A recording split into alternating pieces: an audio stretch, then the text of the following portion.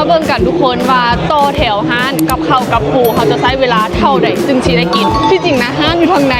แต่ว่าแถวนะยาออกมาฮอดเนาะมาจับเวลากันเริ่มยังบุญเห่งไปใส่อยู่บนเก่าเลย10 นาทีแล้วอุ้ยตอนนี้ผ่านไป3 นาทีแล้วนะทุกคนแปลงอยู่บนเก่าถ่ายยาวๆที่30 นาทีแล้วยังไม่ได้กินเลยผ่านไป40 นาทีคิวเรือนแล้วเขากำลังจะย่างเข้าไปที่ห้านกับข้าวกับปูกัน43 นาทีเขามาอยู่หน้าห้านแล้วแต่ว่ายังบ่ได้เลยยังต่อแถวต่อเอาจ้อปูใส่ทะลัก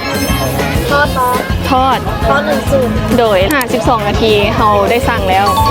แต่ว่ายังต้องค่ะบัตรคิวที่308เมื่อกี้สั่งแล้วแต่ว่ายังต้องต่อคิวต่ออันนี้เป็นคิวหับของทอดอีกเทื่อหนึ่งอัปเดต1 ชั่วโมง 10 นาทียังบ่ฮอตคิวหาต่อไปกันต่อได้มาในมือแล้วมากดปิดกันนี่คือเวลาทั้งหมดที่เราถ่าโจ้ปูเจ็บค่ะและนี่คือผลงานที่เราถ่ามาประมาณ1 ชั่วโมงกับ12 นาที